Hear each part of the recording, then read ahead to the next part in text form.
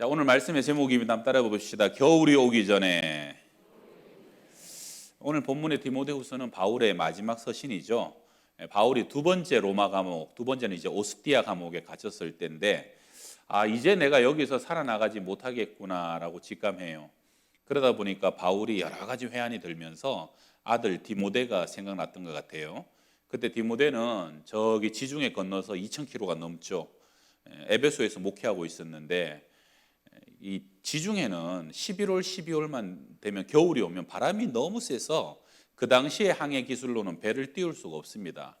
그래서 유언처럼 디모데야, 이 겨울이 가기 전에 네가 꼭 나를 한번 보러 와줬으면 좋겠다. 그러면서 디모데에게 세 가지를 부탁합니다. 우리도 인생의 겨울이 점점 다가오는데 인생의 겨울이 오기 전에 또 이 말씀은 제가 또 이맘때 여러 번 전했던 말씀입니다. 오늘 하나님께서 주신 음성으로 듣고 주님, 인생의 겨울 전에 내가 이 세 가지를 꼭 기억하게 하옵소서 기억하시는 말씀이 되시길 바랍니다. 첫 번째 한번 따라합시다. 마가를 데려오라. 오늘 본문에 보게 되면은 여러 사람의 이름을 적고 있는데 심부름하는 사람도 있지만 특별히 대만은 세상을 사랑하여 나를 버리고 떠나갔다 하는 불명예스러운 이름이고요. 의사 누가는 지금도 나와 끝까지 이 옥중에도 나를 돕고 나를 섬긴다 하는 이름으로 기억됩니다. 여러분 누구에게든지 여러분의 이름이 자랑스러운 이름 되시고 고마운 이름 되시고 아름답게 기억되시는 그런 이름이 꼭 되시길 바랍니다.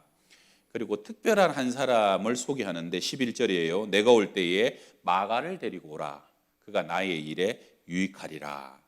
마가는 오순절 마가 다락방의 그 아들이에요. 그러니까 여러분 다락방에 120명이 들어가니까 얼마나 큰 집이고 부잣집입니까? 거기에 아들로서 유복하게 잘 자라서 믿음 좋은 집안의 아들, 또 삼촌이 바나바입니다. 그러다 보니까 바나바와 바울이 처음 1차 전도여행을 떠날 때 이 마가 요한 청년을 함께 데리고 떠납니다. 큰 은혜를 받았죠. 근데 전도여행을 떠나서 이제 구브로 섬을 전도하고 드디어 육지로 이제 밤빌리아 버가에 갔는데 앞에는 이제 타우루스 산맥이 펼쳐져요. 근데 거기서 마가 요한이 돌연 나 전도 여행 그만한다 그러고 혼자 돌아가 버립니다. 성경에 정확한 이유가 있지 않아요. 아마 큰 생각 없이 따라 나섰더니 생각보다 전도 여행이 너무 길고 힘들고 또 타우루스 산맥이 펼쳐져 있고 아마 여러 도적대의 소문들도 돌리고 그래서 아마 포기하고 돌아가지 않았나. 어쨌든 이 사건은 바울과 바나바의 전도 사역에 큰 어려움을 줬던 것 같아요. 2년간 전도 여행을 끝나고 이제 2차로 두 사람이 다시 가려고 할 때 바나바 때문에 마가 요한 때문에 바나바와 바울이 대판 싸웁니다. 얼마나 싸웠냐? 바나바는 데려가자, 한 번 더 데려가자. 바울은 절대로 못 데려간다. 그래서 둘이가 결별할 정도로 그렇게 심히 싸워서 결국은 갈라지게 됩니다. 여러분 바울에게 있어서 이 바나바는 은인이거든요. 자기가 회심했지만 아무도 안 믿어줄 때 그때도 이 바나바가 들어가지고 정말로 변했다, 회심했다, 사람 달라졌다 중개도 시켜주고 그리고 바울이 다소에 혼자서 낙향해서 아무 사역하지 않고 있을 때 그때 바나바가 고향까지 쫓아가가지고 나랑 같이 안디옥에서 목회하자. 그래서 그를 처음으로 교회 목회자로 세워준 게 바나바인데 그런 바나바와 결별될 정도로 이 마가 요한이라는 청년이 바울은 탐탁지 않았던 거예요. 이후에 성경에 보게 되면 바울과 마가가 다시 만났다는 기록은 없습니다. 그런데 거의 30년이 지나서 지금 인생의 겨울이 시시각각으로 다가오니까 이 바울은 마가 요한이 생각났던 거예요. 그래서 아들 디모데에게, 영적 아들이죠, 디모데야, 마가 요한을 이 겨울이 지나가기 전에 꼭 나에게 데려다 주지 않겠느냐. 그가 나에게 이제는 참 유익을 주는 사람이 될 것이다. 성도 여러분, 인생의 겨울이 오기 전에 혹시 나에게 아직도 얽히고 설킨데 풀어버리지 못한 관계가 있다면 꼭 풀어버리실 수 있길 바랍니다. 많이 미루지 말고 이번 겨울이 가기 전에, 어쩌면 이번 해가 가기 전에 여러분 마음의 마가를 용납하고 그와 다시 재회하고 화해할 수 있으면 좋겠습니다. 마태복음 18장에 보게 되면 1만 달란트 빚진 종의 비유가 나오죠.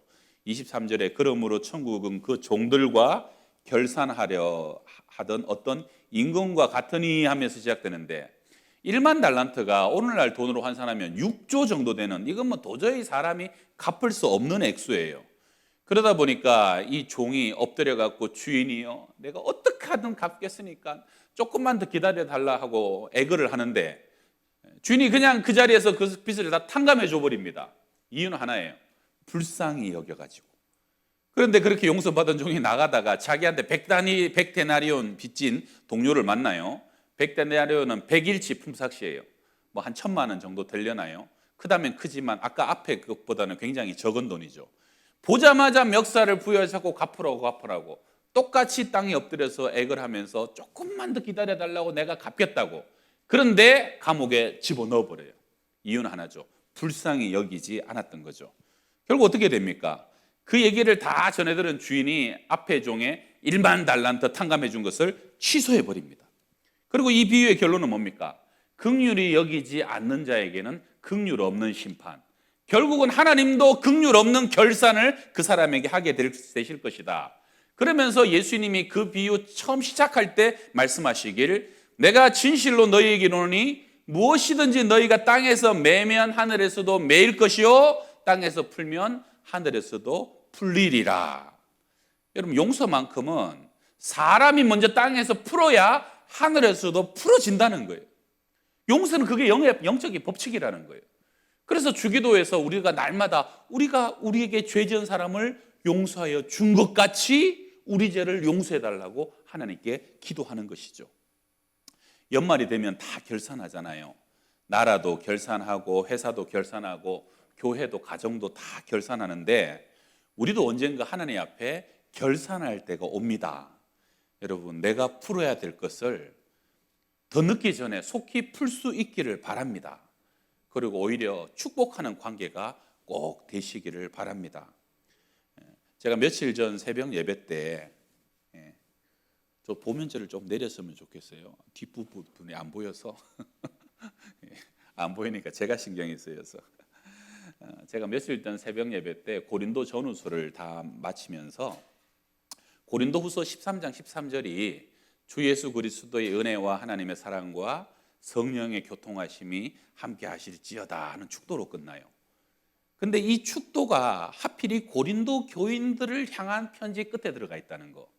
사실 고린도 교인들이 바울을 제일 마음 상하게 하고 슬프게 하고 배신감 느끼게 하고, 그래서 바울이 고린도 후서에 바울이 이런 편지까지 적었어 할 정도로 바울의 서러운 마음이 거기에 다 들어가 있거든요.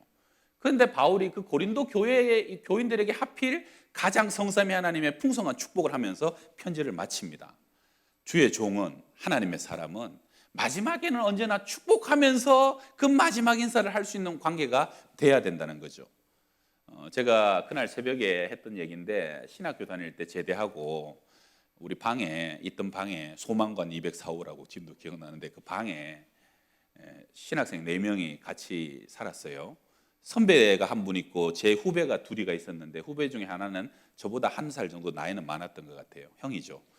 근데 이 형님이, 이 후배님이 처음 사역을, 뭐 다 처음 사역하는 거예요. 뭐 첫 교회 가는 거고, 뭐 그때 나이가 25살 때쯤에 사역을 하는데, 사역 단에 오면 그렇게 불평이 많은 거예요. 교회가 어떻고 저떻고, 막 부장님이 특별히 마음에 안 들어갖고 우리 부장 집사가 말이야 그렇게 하는데, 얼마나 답답하면 저렇게 했나 해서 우리가 다 들어주는데, 이게 한두 주가 아니고 몇 달을 그렇게 하다 보니까, 원래 그냥 평신도로 은혜 받아서 신학교 가가지고 사역 가보면 이게 다른 게 많거든요. 그러다 보니까 처음에 사역하니까 스트레스를 많이 받았던 것 같아요. 근데 몇 달 동안 너무 많이 얘기하다 보니까 우리는 주일날 밤만 되면 그분 막 그냥 비난하는 얘기 들으면서 밤잠을 자야 되는 거예요. 그때까지. 그래가지고 이제 몇 달이 지나고 저희 방에 제일 큰 형님이, 그때 성령도 충만하고 은혜도 충만한 분이었는데, 우리 방 예배를 한번 드리자고. 그래서 방 예배를 드리면서 뭔 얘기를 하냐면, 얘들아, 리더는 멤버를 탓하지 말아야 한다.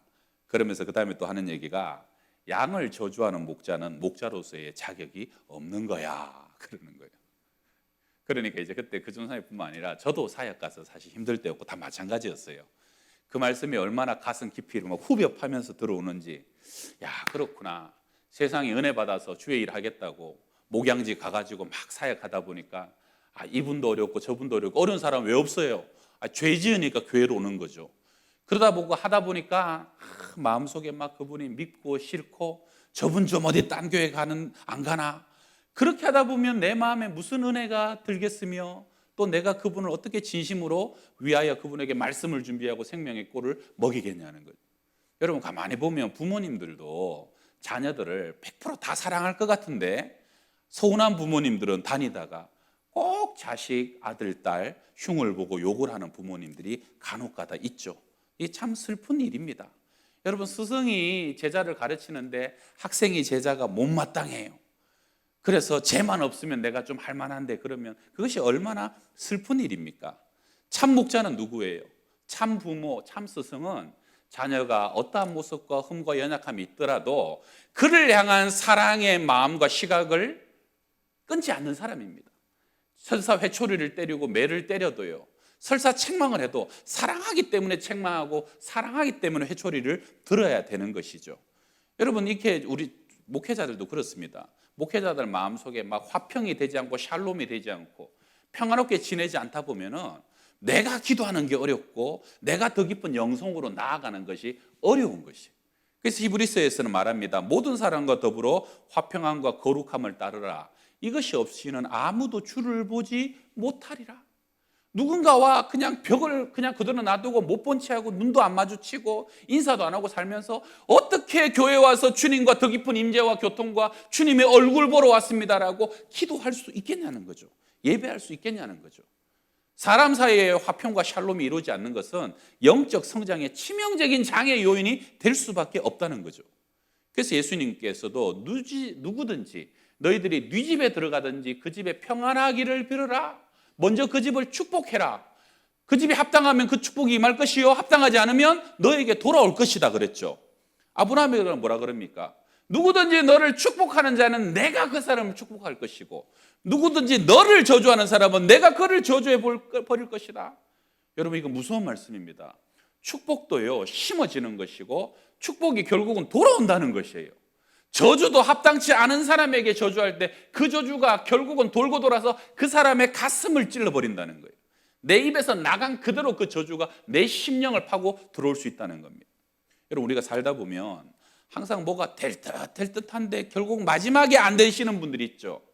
그런 분들은 혹시 내 입술의 열매를 결국 먹고 있지 않는가를 돌아보시길 바랍니다.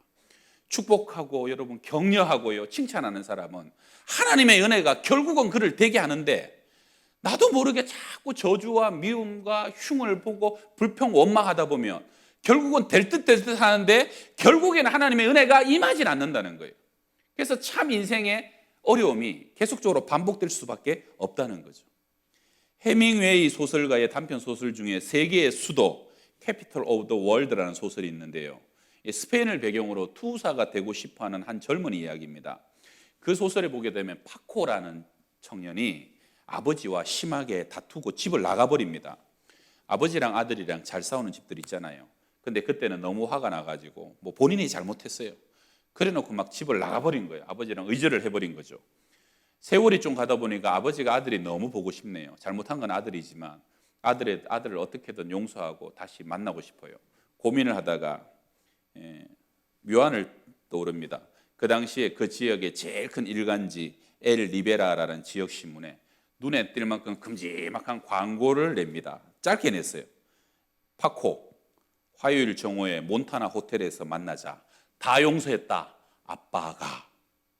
그리고 그 다음 정말 화요일 오후에 몬타나 호텔에 갔는데 놀라운 광경이 펼쳐져요. 파코라는 이름, 이 파코라는 이름이 그 당시 스페인에 되게 흔한 이름이 우리나라 영희, 뭐 철수 뭐 이런 이름처럼. 근데 파코라는 이름을 가진 800명의 아들들이 아버지를 만나기 위해서 호텔에 모여들어 있더라는 거예요. 그 도시에 아버지의 용서를 간절히 바라고 살았던 파코라는 아들만 800명이었다는 거 아닙니까?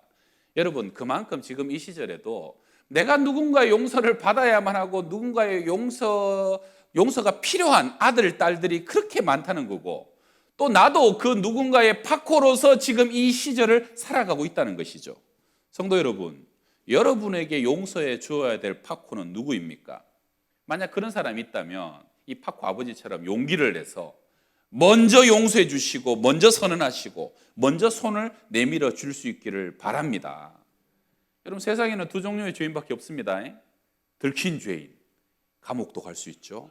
그러나 안 들킨 죄인, 대단한 의인들 없습니다. 나도 언젠가 하나님의 불꽃 같은 눈동자 앞에 섰을 때 나는 파코 아니라고 누가 자신 있게 하나님께 자기를 대변할 수 있겠습니까? 이 용서한다는 말에 가진 원어적인 의미는 보내버린다, 가게 한다, 던져버렸다는 뜻이에요. 무슨 말입니까? 우리가 누구를 용서한다는 것은 그 사람의 일체 부정적인 과거와 상처와 아픔들, 사실들을 전부 다 던져버리고 다 잊어버린다는 것을 얘기하는 겁니다. 내 용서해줬어, 다시는 오지 마, 이런 게 아니고 여러분, 완전히 새로운 관계로, 완전히 정립된 관계로 새로운 관계가 시작된다는 것, 그게 용서라는 거예요. 하나님의 용서는 이사야 43장 보세요. 나는 나를 위하여 내 허물을 도말하는 자니 내 죄를 기억하지 아니하리라. 내가 네 허물을 빽빽한 구름에 사라진 같이 네 죄를 안개에 사라진 같이 없이하였으니, 아주 도말해버리고 아주 사라져버리고, 여러분, 빽빽한 안개가요, 아침 안개가 아침 해가 뜨고 바람이 불면 어느 순간 다 사라지고 없는 것처럼, 우리가 진정으로 누군가를 용서할 때는 그렇게 우리 마음속에 깨끗이 지워버리고 잊어버렸다, 새로 태어난 사람처럼 그를 영접하고 받아들이고 새로운 관계를 시작해야 된다는 겁니다. 초대교회는 수많은 핍박 속에서 사느냐 죽느냐로 몸부림쳤죠. 여러분, 내 가족이, 내 자녀가 믿음을 지킨다는 이유로 사자굴에 던져져 갖고 사자에게 찢겨서 피를 흘리면서 죽어가고, 산채로 나무에 매달려 갖고 화형당해서 불에 타면서 죽어가는 그 장면들을 가족들이 보면서 어떻게 분노하지 않을 수 있고 피가 거꾸로 쏟는 것이죠. 어떻게 그렇게 가해자들을 용서하겠습니까? 그런데 그렇게 순교당해 죽어가는 사람들의 마지막 기도가 뭡니까? 아버지, 저들의 죄를 용서하여 주시옵소서. 자기들이 하는 것을 알지 못합니다. 예수님이 그렇게 돌아가셨고 스데반이 그렇게 그 기도로 죽었고요, 수많은 순교자들이 똑같은 기도를 합니다. 왜입니까? 내가 저들을 용서하지 않고 내가 풀지 않으면 내 영혼이 묶여버리는 거예요. 그것을 바라보는 내 가족들이 저주로 묶여버리고 원한으로 묶여버리는 것이에요. 평생 원한의 칼과 사슬을 갈면서 사실은 그 칼이 나를 찌르는 고통 속에 살아갈 수밖에 없기 때문에, 그래서 사실은 용서는 너를 위한 것 같지만 내 영혼을 위한 것이고요, 용서하지 못함으로 하나님과 내 사이가 가려지지 않도록, 하나님과 내 사이에 벽이 세워지지 않도록 몸부림치는 것이 우리가 용서해야 되는 이유라는 것이죠. 오늘 바울은 인생의 마지막 앞에 마가를 데려오라. 여러분, 그 마가가 마가복음, 복음서 중에, 사복음서 중에 복음서를 처음 제일 먼저 쓰는 저자가 될 줄 누가 알았겠으며, 나중에 베드로도 아들이라고 부르는 그러한 영적인 인물이 될 줄 누가 알았습니까? 모르는 거예요. 우리가 그렇게 미워하고 못마땅하게 가는 사람을 하나님이 어떻게 쓰실 줄 모르는 거예요. 그래서 우리가 먼저 풀어야 되고 용서해야 되는 겁니다. 내 인생에 마가가 혹시 있다면 여러분, 이 겨울이 오기 전에 또는 이 겨울이 지나가기 전에 꼭 화해하시고 풀어버리시길 주의 이름으로 축원합니다. 우리 두 번째 한번 따라 합시다. 겉옷을 가져오라. 오늘 감옥은 두 번째 투옥인데요, 사실 1차 때는 사도행전 28장에 셋집에 감금돼 가지고 오히려 시위대, 왕을 둘러싼 고관 대작들, 힘 있는 병사들 속에서 찾아오는 많은 사람들에게 복음을 전하는, 다소 오히려 바울에게 복음의 진보가 나타나는 그러한 투옥이 1차 로마 감옥이었지만 2차는 달랐어요. 이 2차는 바울이 60이 넘어가지고 네로 치하에서의 그 투옥이었거든요. 그때 로마의 네로 황제 치하 때 대화재가 일어납니다. 15개 구역 중에 14개 구역 중에 10개가 전소돼 버립니다. 그때 네로는 20대 후반에 철없는 임금이었는데, 안 그래도 자기의 왕궁 틀을 막 넓히고 싶은데 땅값이 너무 비싸서 매입을 못했는데, 다 타버리니까 헐값에 20만 평을 매입을 한 거예요. 그래갖고 왕궁을 새로 짓겠다고 하니까 소문이 나면서 사람들이 저 미친 네로가 왕궁 지으려고 불질렀다. 그러면서 네로가 정치적인 위기에 처했어요. 그러니까 네로가 희생양을 찾은 거죠. 내가 가만히 보니까 예수 믿는 예수쟁이들이 밤에 몰래 모여갖고 막 사람 피를 마신다더라, 살을 뜯어먹는 데더라, 저것들이 불질렀다고. 그리고 바울을 지목합니다. 그리고 바울은 그때 소아시아에 있다가 체포당해서 로마까지 압송을 당하는데, 먼 거리죠. 늦여름에 체포되었다가 겨울을 지금 로마 감옥에서 맞이하기 시작하는 거예요. 또 설상가상 그때는 우기가 시작돼서 냉기가 땅에서 냉골이 막 올라오는 거예요. 여러분, 바울이 로마에 처음 왔을 때는 막 로마 교인들이 70km 아비오 광장까지 와가지고 바울을 맞이하고 영접하고 그렇게 많은 사람이 바울을 찾아왔지만, 두 번째 오스티아 감옥에 구금됐을 때는 아무도 바울을 찾아오지 않습니다. 두 번째는 반역자이기 때문에 면회 잘못하면 자기도 목이 달아나는 거예요. 그래서 16절에서는 다 나를 버렸다라고 안타까워했고, 바울은 어느 때보다도 춥고 외롭고 힘든 말년을 맞이하게 되었죠. 아마 그 냉골 때문에 바울은 밤잠도 몇 번을 설쳐야 됐고, 이미 그 당시에 60이 넘으면 굉장히 늙은 노인이에요. 근데 그 60이 늙은 노인이 온몸이 쑤시지 않았겠습니까? 그래서 바울은 견디다 못해서 디모데에게 편지를 하는 거예요. 디모데야, 네가 그 드로아 가보의 집에 가면 내가 벗어놓은 겉옷이 있는데 그거 꼭 가지고 겨울이 되기 전에 나에게 좀 갖다 줘라. 내가 그 겉옷 한 벌만 걸치면 너무너무 좋겠는데 하고 지금 그 연약한 얘기를 하는 거죠. 여러분, 바울이 누굽니까? 한때는 자기의 몸에 있던 앞치마, 손수건 갖다 얹으면 병이 났고 귀신이 떠나던 사람 아닙니까? 근데 또 그 바울도 어느 순간 노인이 되고 지한 냉골의 감옥에 처해지니까 겉옷 하나만 있으면 좋겠는데, 겉옷 하나만 있으면 그냥 소원이 없겠는데, 그렇게 연약한 모습으로 변할 때가 온다는 거죠. 그거 해봐야 대단한 겉옷도 아닙니다. 그냥 통으로 짜갖고 구멍 하나 내갖고 이렇게 해서 옷으로 짜면은 그 겉옷을 얘기하는 거예요. 자, 우리 바울 그림 보면 바울이 죽기 전에 마지막 갇혔던 오스티아 감옥이고요. 그 다음에 두 번째 보게 되면 저게 이제 바울이 참수당할 때 바울 참수당하는 모습을 작품으로 만든 건데, 저 돌기둥 위에 목을 올려놓고 도끼 같은 걸로 내리치는 거예요. 바울은 저때 목이 잘리면서도 마지막 외침이 예수 예수 예수 하고 외쳤는데, 그것이 통통통 튀면서 튄 곳마다 부수가 솟아가지고 세분수 수도원, 트레폰타나 수도원이 지금도 그것에 세워져 있죠. 그리고 마지막 그림은 저것이 이제 돌 말뚝입니다. 바울이 죽었다고 전해지는 말뚝인데 얼마나 많은 사람들의 목이 베어졌는지 돌기둥이 보시는 것처럼 다 패여 있고 떨어져 나가 있는 것을 보시게 될 겁니다. 디모데는 사실 이 바울의 편지를 받고도 곧장 로마로 가지 못하고 결국은 겨울이 지나고 이듬해 봄에 겉옷을 가지고 달려갔다고 합니다. 그런데 그때는 이미 바울은 순교당해 죽고 난 이유였고, 그래서 디모데는 바울의 옷을 붙잡고 무덤을 붙잡고 그렇게 서럽게 울었다라고 전성은 전해져 내려옵니다. 여러분, 여러분의 집에는 겉옷이 몇 개나 있으십니까? 숫자도 다 못 세시겠죠. 아마 드로아 가보의 집에도 바울의 겉옷이 어디에 있는지도 모르고 살았을 수도 있을 거예요. 사실은 우리가 지금 살아가면서 내게 있는지 없는지도 모르고 있어도 없어도 그만인 것들이 너무 많습니다. 풍족하니까. 그런데 그것이 누군가의 손에 들려졌을 때는 그의 추운 겨울을 알 수 있는 비책이 되고 그의 생명을 유지할 수 있는 양식이 되는 것이 너무 많은 거죠. 올해도 우리는 그래서 이 쪽방촌과 노숙자를 향하여 우리가 지난주에 가방을 만들어서 그 가방으로 그들을 섬깁니다. 감사하게 영등포 산업선교회가 이번에 영등포 교회에서 22일 날 잔치를 한다고 그래요. 한 350명을 초청해가지고 그분들에게 예배드리고 공연도 하고 따뜻한 식사 대접하고, 그리고 나갈 때 우리 양평동 교회가 이 선물을 하나씩 안겨드려서 보내드리기로 했어요. 여러분, 주는 자가 받는 자보다 복되잖아요. 오늘 우리 부목사님들이 이렇게 속지에 보니까 이렇게 준비하시면 제일 좋습니다 하고 적혀 있고, 그렇지 않아도 집에 우리는 통조림이 많다, 집에 치약이 많다, 그냥 다 해서 보내시면 우리가 열어보고 또 정리해서 보내니까 우리의 작은 이 사랑의 손길이 올해도 춥고 배고프고 힘든 이들에게 생명과 그리스도의 사랑을 전하는 귀한 사역에 함께 동참하시는 저와 여러분 되시길 바랍니다. 자, 마지막 세 번째 한번 따라 합시다. 가죽 종이에 쓴 책을 가져오라.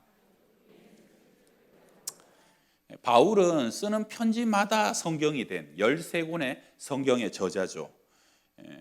그런데 이제 바울이 마지막 부탁 중에 하나가 우리 13절입니다. 우리 13절, 내가 올 때에 내가 들어와 가보의 집에 둔 겉옷 가지고 오고 또 책은 특별히 가죽 종이에 쓴 것을 가져오라. 큰 가죽 종이 두루마리예요. 거기에 써놓은 것이 이게 구약 성경인데, 디모데야, 인생의 겨울이 오기 전에 내가 마지막 그 구약 성경을 한 번 더 보고 싶다 하는 말씀이, 여러분 쓰는 것마다 말씀이 된 사람이 마지막까지 보고 싶어하고 손에 쥐고 싶어하는 것이 하나님의 말씀이었다. 17절을 오늘 읽진 않았습니다만, 주께서 내 곁에 서서 나에게 힘을 주심은 나로 말미암아 선포된 말씀이 온전히 전파되어 모든 이방인이 듣게 하려 하심이라. 그 외롭고 아무도 찾아오지 않는 감옥 안에서 마지막까지 내 곁에 서서 힘을 주시는 것은 주님이신데, 주님이 왜 나에게 힘을 주시냐? 바울아, 마지막까지 그 말씀을 너가 누군가에게, 한 사람에게라도 더 전하고 전도하라고. 그래서 그 말씀은 바울에게 마지막까지 자기에게 힘을 주는 능력이었고, 바울의 마지막 호흡을 살아가야 될 이유는 하나님의 말씀이었다는 거예요. 여러분, 푸른 마른 꽃은 시드는데 하나님의 말씀만은 영원하잖아요. 저는 이번에 우리 아이들이, 어린 아이들이요, 말씀을 잘 암송해서 얼마나 감사한지 몰라요. 어제 어와나 종강을 했는데 부모님들과 함께 김포의 체육관을 빌려갖고 아이들이 매주 하는 그 게임을 부모님들이 같이 했는데, 어와나 게임이 너무 재밌어요. 어제 특별히 목사님들 4명 나오라 그래갖고 이 사각 줄을 가지고 4명이 줄다리기를 하는 거예요. 저랑 부목사님 3분이. 와, 그 줄을 당기는데요, 저는 부목사님들이 좀 봐줄 줄 알았어요. 어제 줄다리기 하다가 순교하는 줄 알았습니다. 팔이 늘어난 것 같아요. 지금도 막. 어와나 너무 재밌어요. 그리고 이 어와나 스태프들이 얼마나 준비를 잘하고 진행을 잘하시는지 여러분 내년에 꼭 아이들을 다 보내보셔요. 그리고 이 아이들이요, 매주 성경을 암송한다는 거 아닙니까? 성경 암송 안 하면 못 놀아요. 그러니까 이 어린애들이 암송을 하니까요, 바로 물어도 바로 그 성경이 나옵니다. 그때 암송된 것은 평생 기억이 되는 거예요. 그리고 요즘 유치부에서 집안 전체가 가족이 암송을 해가지고 그걸 녹화해서 보내주는데, 온 아이들이 다 그렇게 집안이 같이 암송하니까 부모님들도 막 암송을 하고, 그래서 오늘 3대가 암송하고 또 우리 세 가족이 암송하고, 또 우리 수연이, 고침받은 수연이 집에 암송하는 걸 세 집은 한번 샘플로 보여드릴게요. 한번 보여주세요.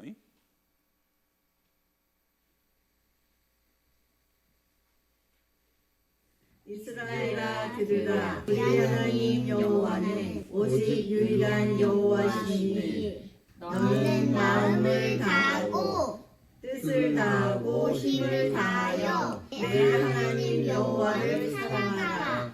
신명기 6장 4절에서 5절 말씀입니다. 이스라엘아 들으라. 우리 하나님 여호와는 오직 유일한 여호와시니 너는 마음을 다하고 뜻을 다하고 힘을 다하여 내 하나님 여호와를 사랑하라. 신명기 6장 4절에서 5절 말씀. 아멘. 이스라엘아 들으라. 여기 세 가족이에요. 세 가족. 우리 하나님 여호와는 오직 유일한 여호와이시니 너는 마음을 다하고 뜻을 다하고 힘을 다하여 내 하나님 여호와를 사랑하라. 신명기 6장 4절에서 5절 말씀. 아멘. 할렐루야. 여러분, 얼마나 감사한 일입니까? 교회를 처음 왔는데 아이들과 함께 상천하지에 네가 섬겨야 될 분은 마음과 뜻과 힘을 다하여 하나님만 섬기고 하나님만 사랑하라. 이게 이 아이들이 새겨지면요, 언젠가 그 말씀이 그 아이들의 삶을 다스리고 주관하는 거예요. 결국은 세상에 갔다가 다시 하나님 섬기고 하나님 사랑하고 하나님 예배하는 존재로 저 말씀이 저 아이들의 영혼을 지켜주는 것이죠. 푸른 마르고 꽃은 시들지만 다 지나가지만 마음에 새겨진 하나님의 말씀은 영원한 것이다. 우리 교회는 여러분 주보해 보세요. 지난주에도 막 1독하고 2독하고 15독을 하고 4독을 하고, 우리 교회는 말씀을 무지 읽으십니다. 우리 김여성 장로님 올해도 그 아픈 중에도 이제 500독 다 해가시고, 얼마나 감사하고 말씀이 풍성한 교회. 그 말씀을 부여잡고 사는 것마다 그 말씀이 우리를 영혼으로 인도해 줄 믿습니다. 미국의 클린턴 대통령 시절에 이제 존 F 케네디 대통령의 아들 존 F 케네디 2세가 탄 경비행기가 바다 위를 비행해 가다가 바다에 빠져서 실종돼 버립니다. 근데 그 원인이 뭐냐? 멀쩡한 비행기가 왜 바다에 빠지냐? 조종사가요, 한참 조종을 하다 보면 지금 어디가 하늘이고 어디가 바다인지 헷갈릴 때가 온다는 거예요. 그때 계기판을 믿어야 된다는 거예요.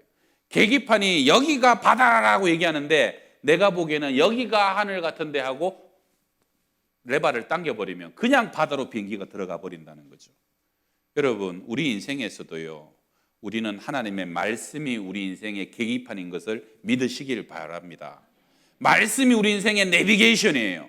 내 생각 따르지 말고 내 판단을 따르지 말고 아닌 것 같아도 말씀을 믿으면 그것이 진리고 우리가 손해보는 것 같아도 말씀을 순종하면 결국은 그것이 우리 영혼의 큰 축복이 된다는 것을 믿으시고 영원한 말씀, 생명과 진리로 우리를 인도하시는 그 말씀 부여잡고 영원히 승리하시는 저와 여러분 되시기를 축원합니다. 함께 기도하겠습니다.